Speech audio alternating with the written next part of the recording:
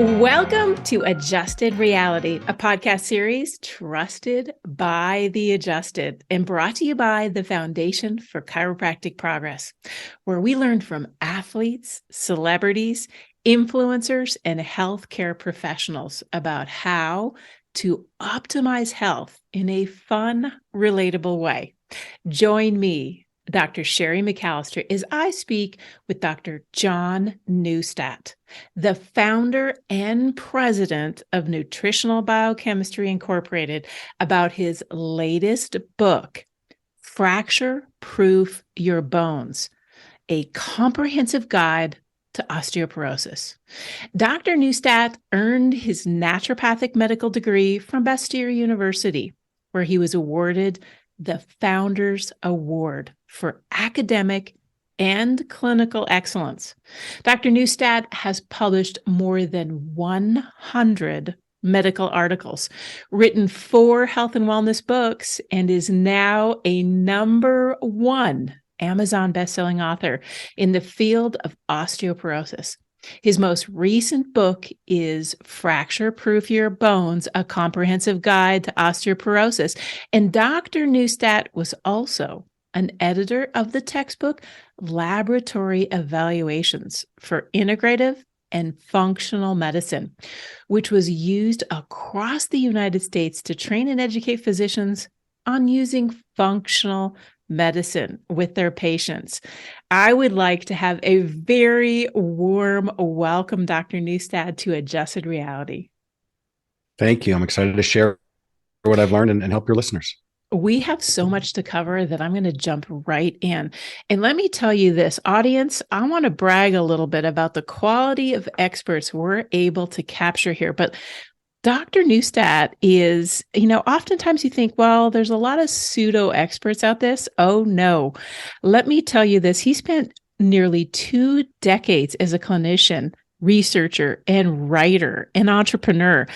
And he's on the Bone and Health Osteoporosis Foundation Corporate Advisory Roundtable and has been recognized, okay, listen to this, as one of the top 10 cited authors in the world for his work. So, ladies and gentlemen, I am so excited to jump right in with our experts around the world. So, where are we going to start? We're going to start where oftentimes our listeners ask us questions. And that starts with mental health. And we know, Dr. Neustadt, we have a fairly significant mental health crisis going around the United States, particularly in our younger audience. And one piece of this is I don't want this Adjusted Reality podcast to be seen as, oh, he's just talking about bones and this is for the older age individual. Oh, no. You read his book and you want to take action right away. I couldn't put it down. And I'm serious. This is a excellent book. And it's a book about you right now and what you're doing for your bones. And let me tell you, it is too late once it fractures. So you have to fracture proof it now. So let's talk about mental health. How does that impact our bones? And the startling statistics that are in your book actually are mind-blowing because most of my medical professionals that I talked to about your book didn't know them. And that I know doesn't surprise you. But one of them is nearly 25% of all women 60 years or older are taking an antidepressant, and that's a 2018. I guarantee it's higher now. I want you to talk to our listeners about how do antidepressants impact your bones. And I know you have brought up some very technical terms, but hopefully you'll be able to help our listeners talk about SSRIs and SNRIs. What are they? How do they impact the bone? Over to you, Dr. Neustadt. I love this question because medication-induced osteoporosis is an under-recognized challenge right now in the healthcare system. And for tens of millions of people, there are people that have been taking SSRIs and SNRIs, these categories of antidepressant medications, for years and years. And what we now know is that if you're on one of those medications, it increases your risk for osteoporosis and fractures, so much so that there have been two meta-analyses done. That's where they pool the data from different studies to try and verify and look at trends. They've discovered that for every 19 people taking an SSRI, we now expect one of them to fracture. And it's even as early as within the first year, fracture risk begins to increase. What's happening is there are serotonin receptors in bone. Most people know of serotonin as our happy hormone. It's in our brain. It makes us feel good. And that's what those medications target. It elevates serotonin, and people's mood can improve if they have a serotonin deficiency. If they don't, and there are lots of different causes for depression, then the medications, those categories of medications won't work unless it's a placebo effect. But with respect to bone and serotonin, the vast majority of serotonin is produced in the intestines, in your gut, not in your brain, about 80 to 90%. And the serotonin receptors in the bone are on osteoblasts and on osteoclasts. Those are the two main cell types in bone. The osteoblasts build up new bone, and the osteoclasts break down old bone. And that cycle is called bone remodeling. It's always happening. It's natural. We need it to maintain healthy, strong bones. And when you're at your peak bone strength and bone mass, they're at an equilibrium. The amount of bone being broken down by the osteoclasts is the same as the amount being built back up and new bone being created by osteoblasts. And in fact, about every 10 years, you have all new bone. It's been regenerated. What happens with osteoporosis, or as people begin to lose bone, is those osteoblasts and osteoclasts are out of balance. Fundamentally, osteoporosis is a disease of imbalance. The osteoclasts are winning, and more bone is being broken down than is being created. And that increases the risk for fractures. The SSRI medications and the SNRIs, anything that artificially raises serotonin, stimulates osteoclast activity. So they work more and decreases osteoblast activity. And that's how it's affecting bone. It's increasing the breakdown of bone. You know, what's really interesting as you go through is, the statistics are startling when you talk about the SSRIs, or a SNRI was associated with a 68% increase risk for fracture. So I want my audience to really listen to that number, 68%. And many of you are not going to recognize, I don't know what you're talking about. What's an SRI? Well, let's just name a few of them, because there's lots of names here that many of you are going to go, oh, I didn't realize that was an SRI. So Celexa, Lexapro, Prozac, Paxil, Zoloft, those are your SSRIs. And then we get into our SNRIs. We're looking at Strattera, Cymbalta, Effexor XR. So many of you are going to start to recognize, oh, I had no idea this is impacting my bone health. And could you comment too on how early could you see these changes on the challenges for osteoblasts, the builders, versus the osteoclasts, the cleaner uppers? How early could you actually see the changes when you start taking medications for our mental health? So what we know is that within the first year, the risk of fractures is increased. So it's the same story across all the medications that I've looked at that increase osteoporosis risk. The higher the dose and the longer somebody's taking it, the greater the risk. So we know that right away, when you start that medication, it's affecting that serotonin balance in bones and the concentration in bones. So since we know that even within the first year, there's an increase in fracture risk, that within, even after starting taking it probably a month, there are already some effects with the cells that are occurring quickly. And we know across America that there has been a statistical increase in antidepressants and mood enhancers over, we've worked through a pandemic.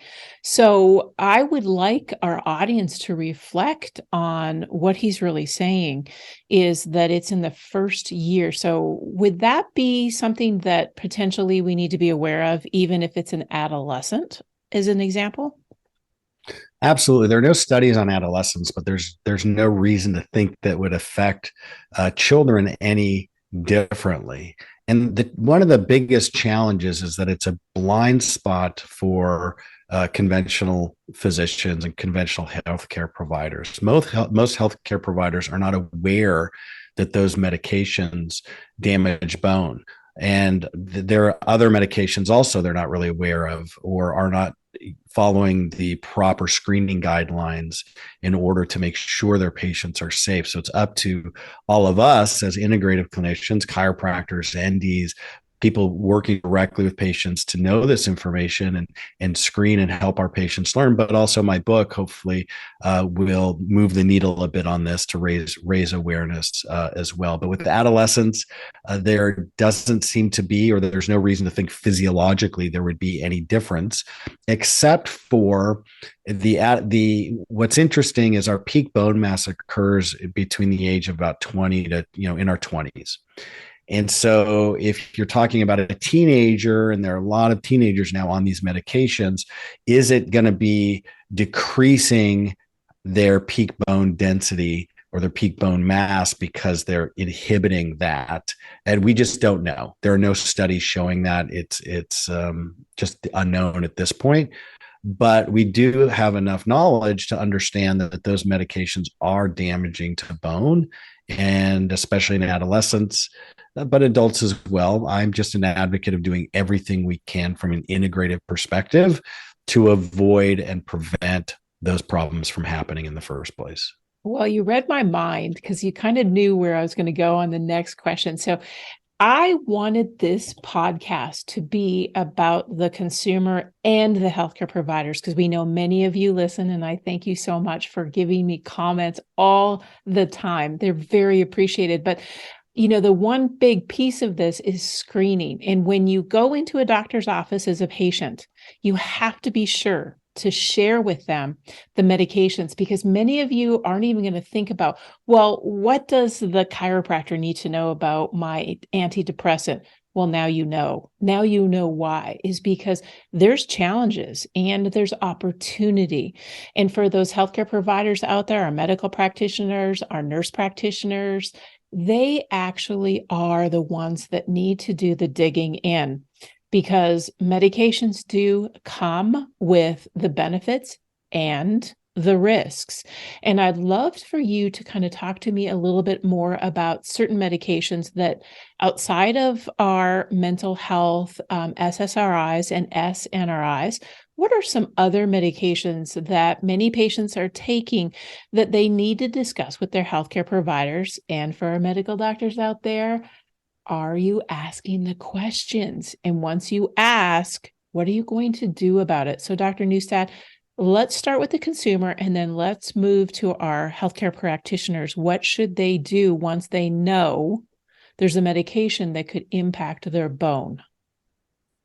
So I think the most popular medication that's available over the counter and as a prescription that people are taking, that they don't realize how dangerous it is, and they're taking it year after year after year, although the FDA never approved it for long-term use. And that's the acid blocking medications, the proton pump inhibitors specifically.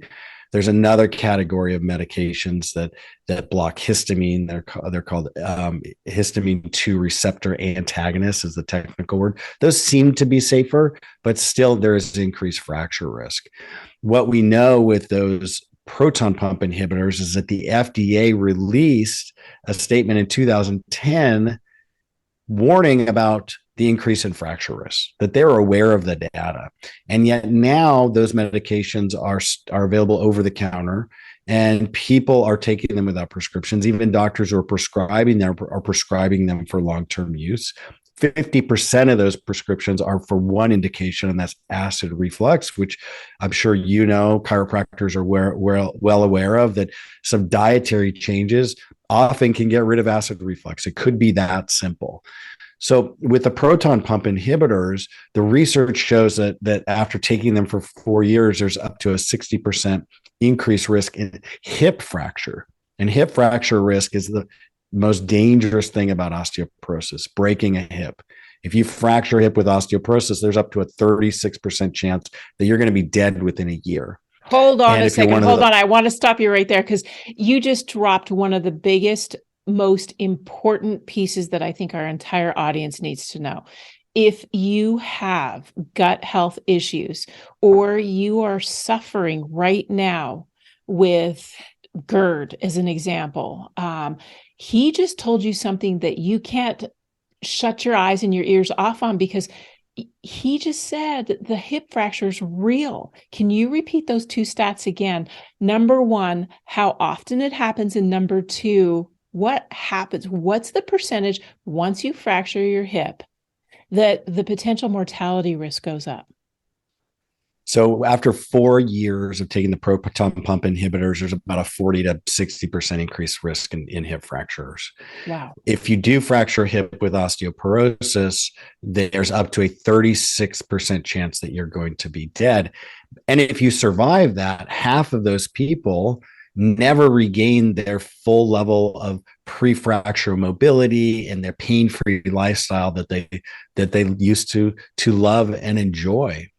And so it is a serious situation. It is something that people should address. And in fact, if you're taking an acid blocker for acid reflux, just that indication, your risk is 300% higher for a fracture compared to somebody who's taking the acid reflux or the acid blocking medication for a different reason. Wow. You know, those stats are startling. And as I was reading through your book, I came across, just like I did, it's like I had to stop. I had to stop and regain the thought of someone who just thinks it's, I ate the wrong thing, and they end up having a bottle of Tums. I get this a lot. I just have a bottle of Tums in my car because sometimes I'll eat the wrong thing, and, my stomach gets upset. And before you know it, the first bottle goes within a month, the second bottle goes within half a month, and on and on and on. And they think it's just a very minimal risk, and that not taking care of your gut health is, just not that big of a deal. And what you just said, when you bring together both mental health and where serotonin is being produced, and then you start talking about the gut health and how antacids are not a solution, and how it can increase in, especially when we start taking these types of medications, we need to know the risk. And so I'm grateful that you brought that up. So the Tums are not within that category. So an antacid is typically calcium carbonate. It is not that is not the type of medication or product that is increasing fractures. It's those that actually block the acid production. So the proton pump inhibitors like Prilosec, Protonix, those stop the stomach from producing acid. Both, though, the antacids like the Tums and the acid blocking medications, if you feel like you need either one of those are huge red flags that something's wrong with your gut. And unless you address the underlying cause, you are setting yourself up potentially for chronic problems for decades and decades to come. And the reasons are, not only do those proton pump inhibitors, of course, as I mentioned, increase fracture risk and damage bone, but what happens when you're taking you're blocking your acid is that you're not giving your body one of the main roles in digestion, which is sterilizing the food. And so, and it also the acid activates your digestive enzymes. And so when you eat, your food is not being fully digested. and it's not being sterilized properly. And you increase the risk for intestinal infections, and you're increasing the risk for various nutritional deficiencies as shown in the research. And with the antacids, the Tums, if you're just suppressing that symptom of that burning, what you're doing, it's your body is giving you a message that you're eating unhealthy in a way that's damaging your health. And you're just trying to suppress that symptom because maybe you love your pizza, or you love your red wine, or you love your spicy food, whatever it is. There's a list of about 5 of the most common foods that cause acid reflux in people. That's your body's way of saying, no, enough. Give me what I need, and I will give you what you need for decades to come. But if you work against me, then you are going to end up paying the price. I'm so glad you said that, because I did jump a leap there. Is usually people start taking the Tums for a period of time, and that's when they go to their doctor and say, I have a problem, and that's when they get the proton pump inhibitor. And so it's really, I don't want to say this as in any way lightly, but there is an opportunity for us to recognize that the first step is, if you're taking Tums, just like you said, something's not right, and you have to address it the right way. Don't cover it up. That's not what healthcare providers want to do. They want to get to the cause. And Dr. Neustadt, you did bring up a really special point, is just like osteoclasts and osteoblasts, the body has to be in balance. And that's a big part of what the second part of your book is about. It starts to look at, how are you looking at your body? Because there's love, and then there's anger. And love is being able to bring in the proper nutrients, the proper exercise, and the opportunity to really balance life with stress and sleep. And some of this really we underpin as, whatever, I get enough sleep. But do you? Oh, I'm handling my stress great. I like my wine. Okay. So we're starting to now recognize that our actions mean everything. And that's one of the parts that I would love you to talk about, which are some of the alternative strategies.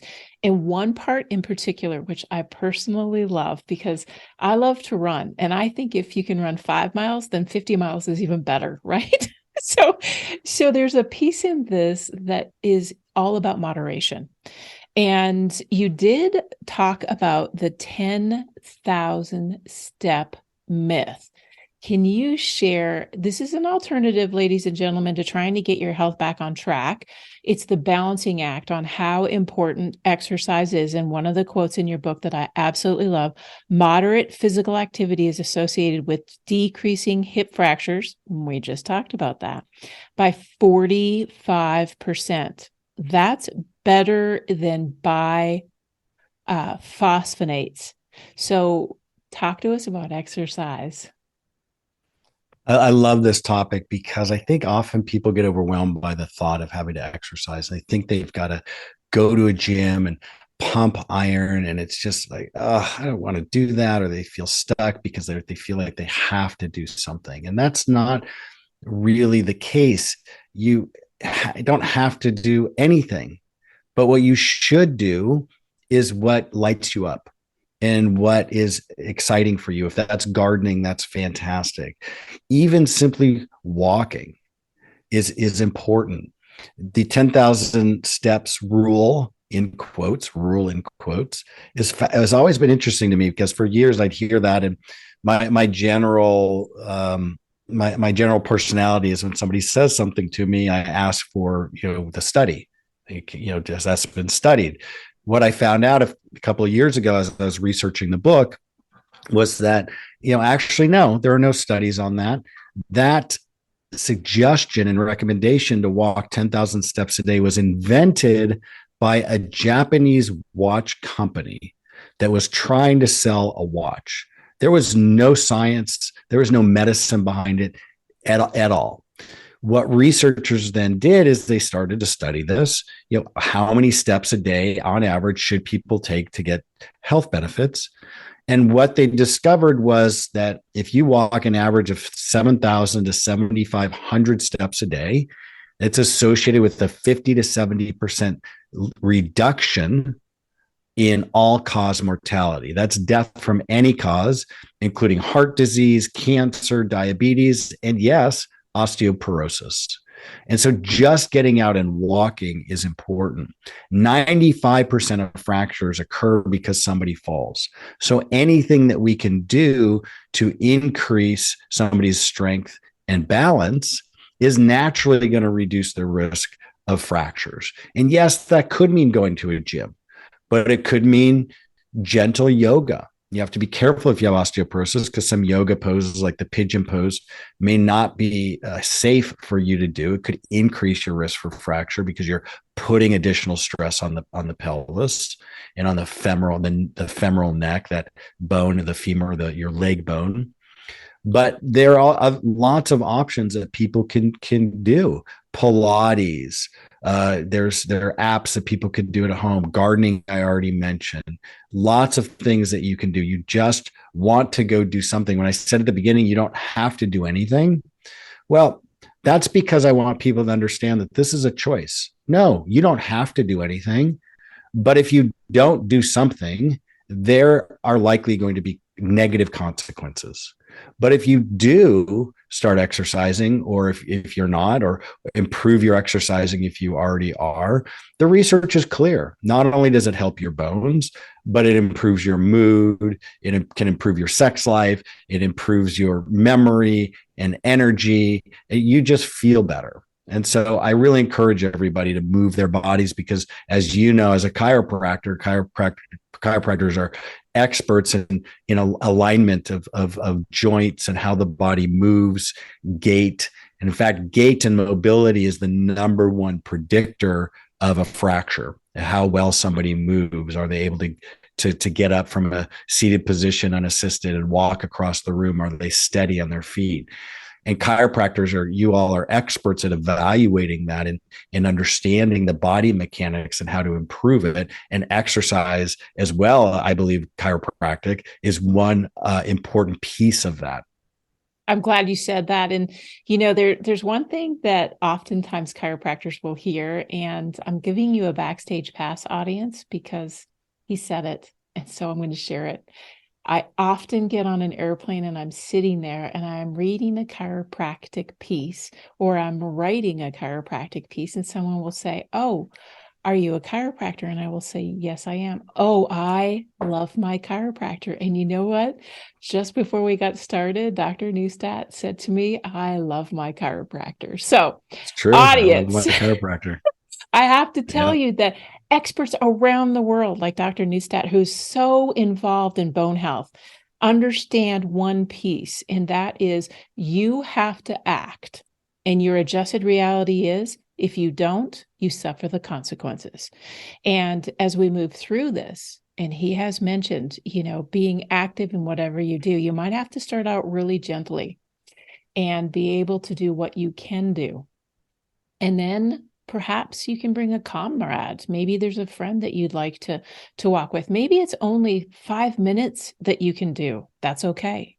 I remember back in when I had suffered a blood clot in my left leg, I could only literally walk 3 minutes and the clot would be so bad and throbbing. But yet I had really good people around me and experts like Dr. Neustadt that's like, "No, don't quit, keep going, keep going." And now I'm back to running again. So I'm going to encourage every single one of you that if you hear what he's saying and you understand that he listed everything that I want in my life. I want a happier outlook. I want a better digestive system. I want stronger bones. Your sex life, is it important to you? The answer hopefully is yes. Do you want to have that in your life? Do you want to have better gait analysis so that you're not going to fall? Those are all pieces that I think Dr. Neustadt is talking through with you today. And now I want to talk about something that is very important to every single one of us, and that's our posture. There's sleep posture and there's waking posture. I'd like you to touch on how posture and bone health are impacted. So when you're looking at bones and you see somebody walking down the street and their head is forward and they've got a curve in their upper back. That's called that a dowager's hump, where you get that hump in the upper back starts to develop. What's happening is that is a symptom of possible osteoporosis and bone degeneration. And when you are sitting on a screen with your head forward, you're putting a lot more pressure on the front of your spine. And our spines were designed. I mean, we evolved to be standing and twisting and running and squatting, not sitting for hours and hours, like this. And what happens, not only does it impact circulation, but it also puts unnatural stresses and what we call vectors of force on different bones and different joints. And over time, that can create misalignment. Over time, that can create a situation where if somebody has muscle tension in their upper back because they're on a screen like this all day, they can have a hard time falling asleep because it makes it difficult to get in a comfortable position. Similarly, if you've got some back pain happening, the underlying cause might be a rib out or a misalignment of some of your vertebrae, because the muscles around those joints will seize up. They'll tighten up to try and get you back into a healthy position. And as we get older, the risk for all of that happening increases because our ligaments start to become a little bit laxer just with age. And so making sure you have the right posture and you're doing exercises that actually promote healthy posture, like yoga, like I mentioned before, gentle yoga if you have osteoporosis, like Pilates, like P-Volve, which is my new love. I just discovered it. My wife started going to P-Volve classes and told me about it, said I've got to go try it, and absolutely love it. Okay, tell the audience what is P-Volve so that they may love it as much as you do now. So P-Volve is a new technique and a new system that was developed that is about functional training and functional exercises. If there are weights involved, very light weights. And what the trainers will tell you when you do it, it's not like weightlifting or some sports where you've got to go as fast as you can and burn out. The slower you go, the better the workout you get. And this targets your pelvis and your lateral rotators, your glutes and your legs and your thighs to increase your stability, as well as your core and your biceps and other parts of your body. But the amount of focus then on your hips is something that I've never seen before or experienced. And just to be more steady on your feet, to be able to stand up better. And it's a whole body workout though. It is phenomenal. I love that you shared with our audience something new that we haven't brought up before. And P-Volve definitely is something as homework assignments. If you're looking for something new, I know a lot of you are doing yoga, qigong, you're running, you're walking, you're swimming, you're biking. I love that. But you know what? We did talk to Dr. Tommy Woods in the past, and he said, if you want to create greater headspace, you got to do things that are different. You got to mix it up. And Dr. Neustadt just brought to you a mix it up moment. So be aware that homework assignments come with, look for P-Volve and see if that's something that you'd like to try. You never know until you try it.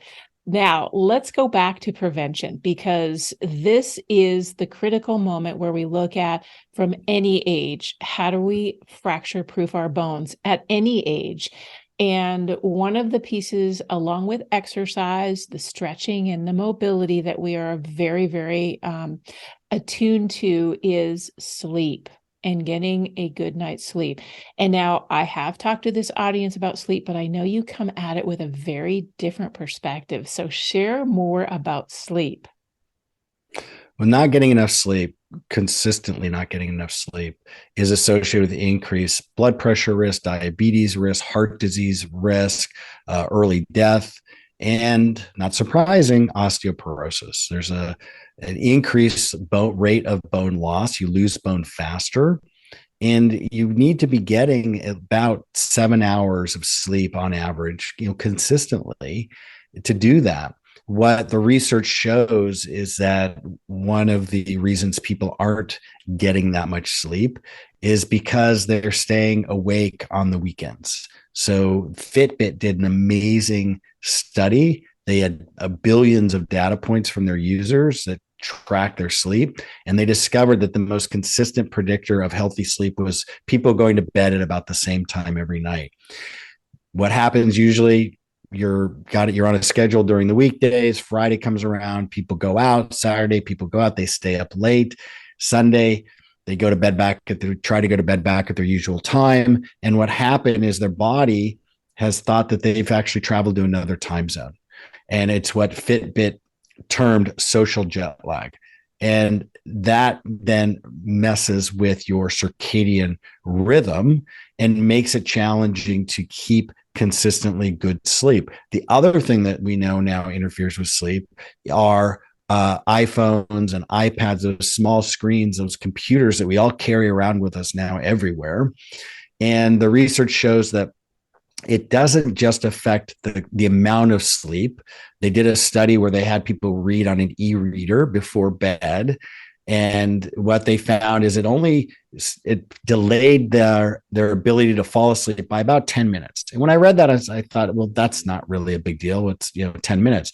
What they found, though, is that it took people hours longer to feel fully awake in the morning. And what the research speculated and what we believe is happening is it's not letting people get into that deep restorative sleep. So you may get the quantity of sleep you need, but the quality of sleep is also important. You may say, oh, I'm getting 7 hours sleep a night, but you're a light sleeper and you're getting woken up multiple times a night. That is not a good situation for feeling your best and doing your best. So sleep quantity is important, but also the quality of your sleep is important as well.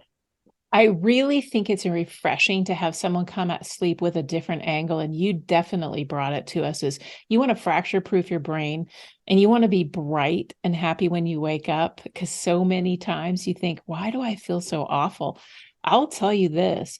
Not only are those screens a problem, it's what you eat before bed that's a problem. And I think you would agree with me, Dr. Neustadt, that absolutely eating before bed, that's the recipe for GERD. The ability for the acid to start creeping back up because, well, it's not fair. The body's designed upright and you're eating upright and then you lay it down and you think you're going to have a really good night's rest. So touch a little bit upon what would you recommend as a nice sleep preparation? Many times we start with brushing our teeth. So what I do tell people is they should put their phone down at least an hour before bed, or their iPad. Put it away. If you want to read a book, read a magazine, talk to friends, and start getting into the rhythm of basically shutting down and getting ready for sleep. I think that with respect to other things that people can do, one of the things that is a real problem when people go on email or social media is it can create anxiety. So it's just really important to stay away from that in the evenings. If you have a difficulty falling asleep because your brain is racing, you're thinking of all your to-do lists, one thing that might help is to journal, to get it out, write everything that you feel like you need to do tomorrow or the next day, and write it down so it's out of your head. That could help you sleep better. The other thing is not drinking coffee in the afternoon. I was staying away from caffeine and other stimulants in the afternoon. Making sure that if you're waking up to pee in the middle of the night, to make sure you don't have anything to drink for a couple hours before bed. And if you still are waking up to go to the bathroom, then you may want to just give it a little more time before bed. Stop drinking a little earlier as well if you can. The only exception to that, of course, if you need some medication in the evening, to just take what you need, drink for that. Also, in terms of food, if there's foods that bother you, stay away from them. It's trial and error. Use your body like an experiment. Tune into your body. Listen to your body. It's giving you clues. all the time. And what happens is people are so intellectual and so in their brains that I think in our school systems really encourage this, that they've lost the ability or never fully develop the ability to just calm their mind, just calm down and listen to this, what the clues that their body is giving them. And with respect to food, the only caveat I would say in terms of not eating before bed, and I agree with you on that, is that sometimes people could wake up in the middle of the night because they don't have great blood sugar control.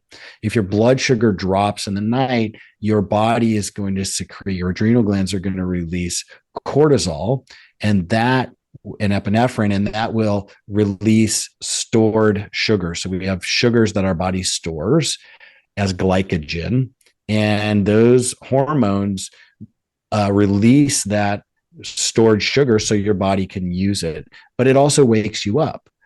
And so if that's happening to you, one simple fix that I would try with patients is I should say, look, eat 8 to 10 grams of protein before bed. People are on this roller coaster often with our standard American diet of they get a food craving and they reach for something that's got extra sugar in it or a sugary laden treat or snack. And then their blood sugar spikes and their insulin spikes and their blood sugar drops and they start craving it again. And then they're just on this blood sugar roller coaster. And the reality is that protein is much better at regulating blood sugar than reaching for sugar. And so when you feel that craving, get a protein snack, have protein with every meal and every snack throughout the day. And then if you're waking up in the middle of the night, not to go to the bathroom, but for other reasons, one experiment that I love doing with my patients is, look, eat 8 to 10 grams of protein before bed. And if it works, fantastic. We found the fix. Easy. It didn't always work, but when it does, it's a home run. It's a simple solution. This is so good because you lead right into the next question. But before I go into that next question, I want to go back to protein.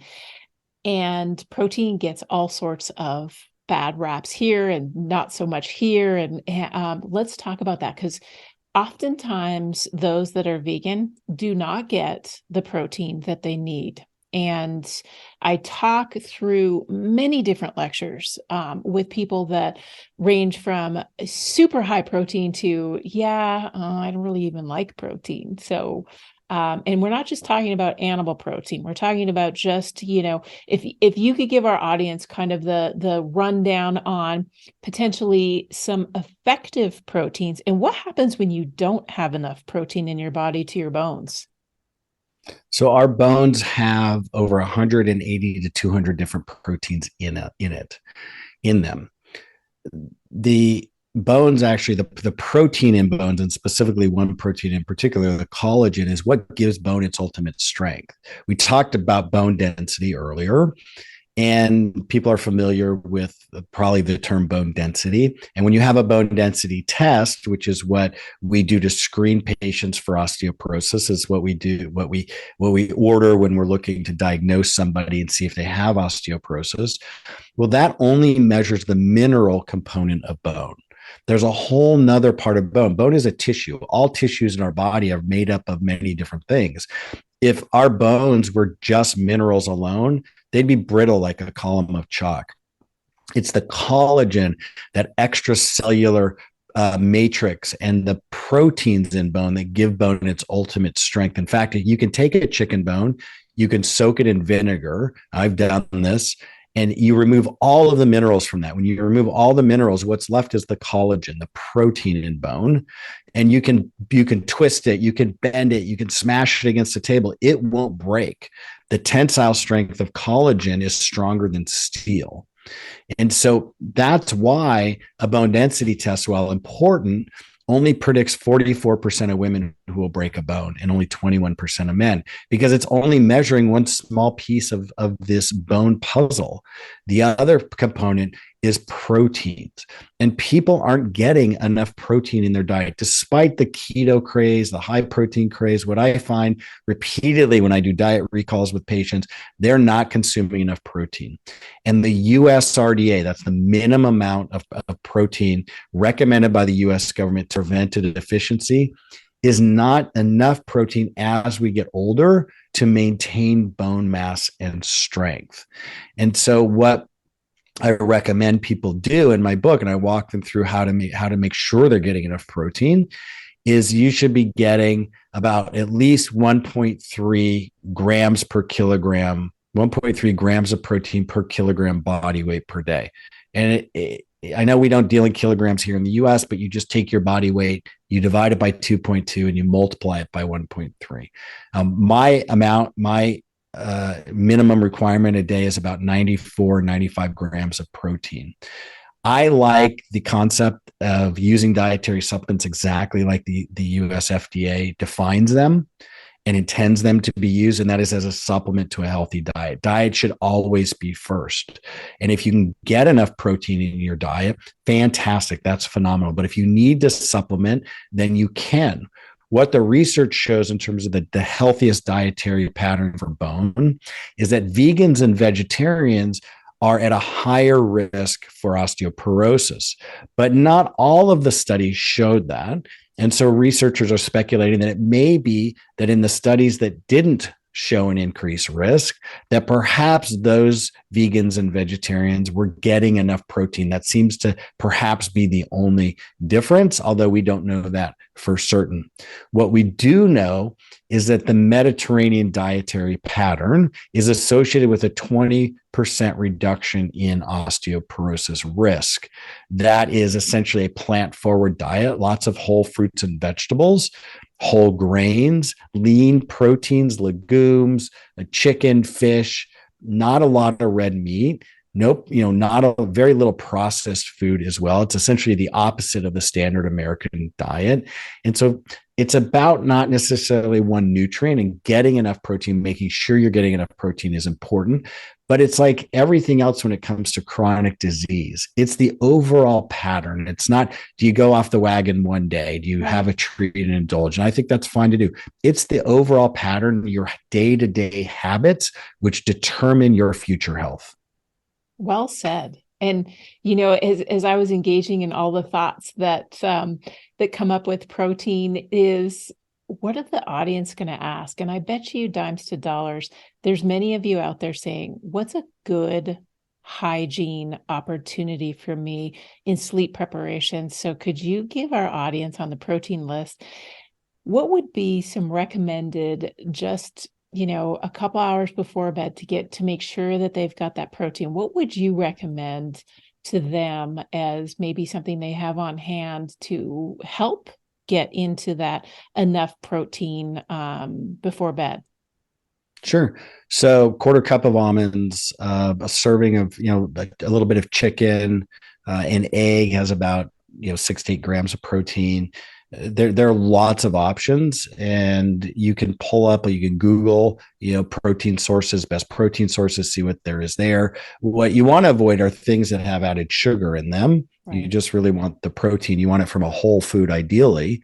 Or there's an appendix in my book that has protein sources in it there. I love that you mentioned sleep hygiene, because I didn't really go into detail with that. Part of sleep hygiene is making sure your environment is optimized so you can get the best sleep for you. And that means, making it a dark room, a quiet room. If you like a little white noise, I do. I've got a white noise machine, and I'll turn that on to have a little bit of white noise, or people use brown noise to help them sleep. Getting the temperature correct. The research shows that a temperature of about, maybe 68, 69, 67 degrees, somewhere in there, depending on the person, seems to be the optimal temperature for sleep, just a little cooler. So there are things that you can do then to stack the deck in your favor and create an environment for healthier sleep. Well, there's a lot of homework here, and I want to impress upon you is Dr. Neustadt's book is kind of like journaling. You could actually take this book and read through it and journal some of the thoughts on how you're going to make your changes real. And you don't have to eat all of it at once. You do small steps, baby steps that can make a difference, because you said it best, Dr. Neustadt. It's what your regular patterns are, how you're adopting the daily routines into your life. And that's why I really enjoyed your book is, there's things in here like social support and where do you go and what are some of the supplements. It's chocked full, and we're squeezing as much of this lemon right now, audience, as we can into your life to make it really fruitful to take on your day and fracture proof your bones. But listen, we don't have much more time with Dr. Neustadt, so I'm going to wrap it up with a couple of questions on nutrition. You talked about, I love personally, almonds and the protein and the need for protein.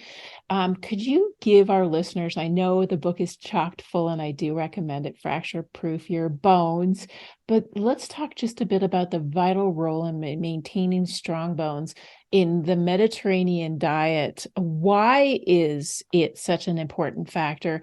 And maybe giving our audience some of that overall idea of what would be something to add into your daily routine that could make a difference.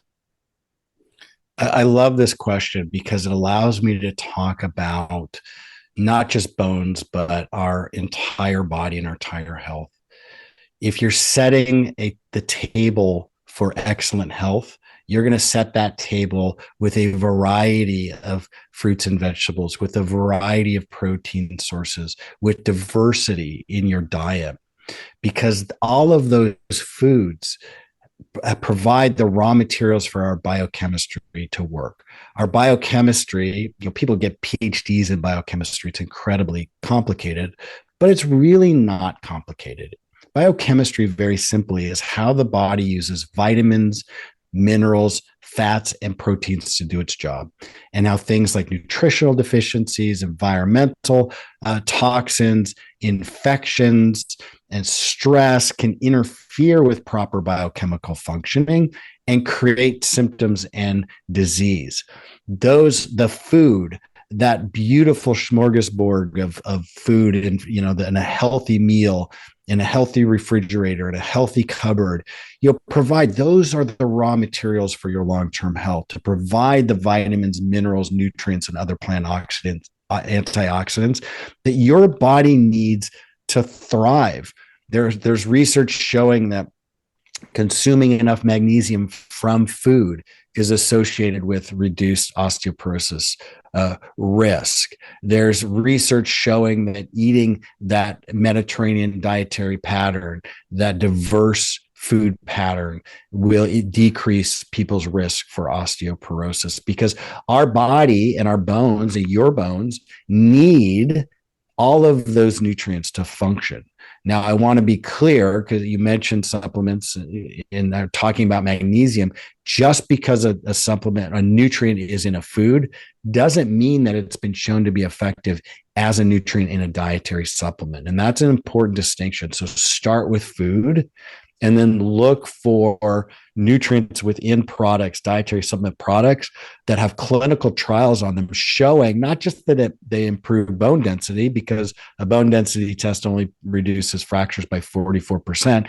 That's not the ultimate indicator of strong bones, but look for the clinical trials that show that they maintain strong bones, as indicated by fewer fractures in clinical trials. Magnesium, for example, has never been shown to do that as a dietary supplement. But when it's with food, and it may not be the magnesium, it may be everything else that's with the magnesium in the food. And that's where it gets challenging to just say, oh, wait a minute, I'm going to eat this food and I'm going to just focus on one little component of all those thousands of nutrients and I'm getting from every bite. And I'm going to take that out and I'm going to put this in a pill or a powder and say, okay, take this for bone health. That's really not how our bodies work. And that's not what the research supports. Boy, you said it well, because there's an apple is an example, has 1,000 chemicals. And yet, even as much as we know, we have never been able to recreate the power-packed sources that are in a variety of different healthy food choices. So there's a quote from Albert Einstein, and you talked about biochemistry being very, very, very complicated. But yet, here's one of the top 10 experts in the world, Dr. Neustadt, with the quote that Albert Einstein said, if you can't explain it simply, you don't understand it well enough.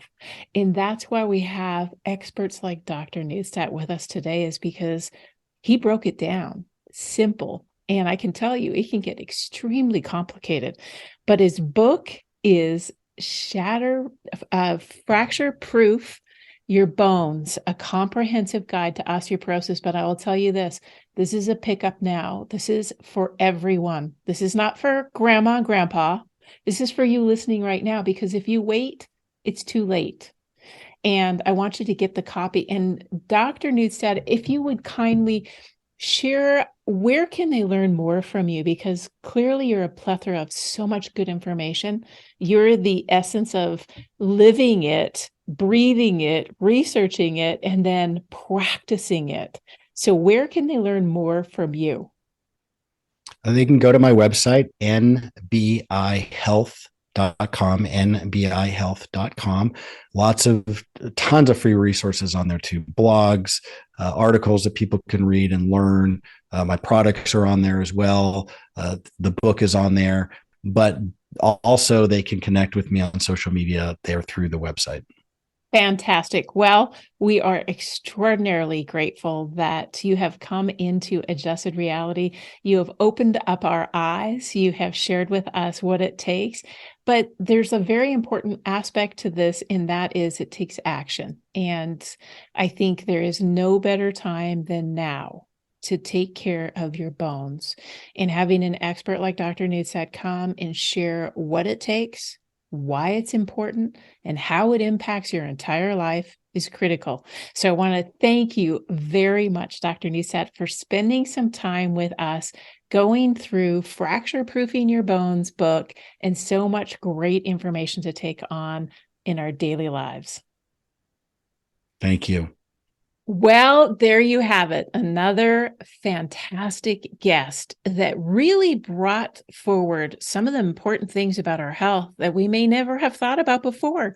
Many of you have never thought about your bones, but I guarantee you, after listening to Dr. Neustadt and how important our bones are and what happens if we get a bone fracture, and how difficult it is to heal and the increased mortality risk, well, I think now is the time. Make time to be your very best and to ensure that through fracture proofing your bones, you will be able to live the life in your 80s as you would in your 20s, and maybe into your centennial years, 100 years old. You never know how old you're going to get. So take care of this precious vessel you have today. Now, you know, this podcast was brought to you by the Foundation for Chiropractic Progress and is a special gift for listening today. You visit f4cp.org/health to get a copy of our chiropractic care, a natural approach to health at every stage of life. That's our ebook. Don't forget to subscribe, share this podcast with friends and family, especially those that you know, once you've listened to this podcast, will be able to use the information and bring about better change in their life. Nothing says love like sharing. Rate it and review it, because I appreciate every single listener. Now, if you are feeling inspired to learn more about chiropractic or to find a doctor of chiropractic near you, visit f4cp.org/find a doctor. We appreciate your support and look forward to checking in with you again very soon.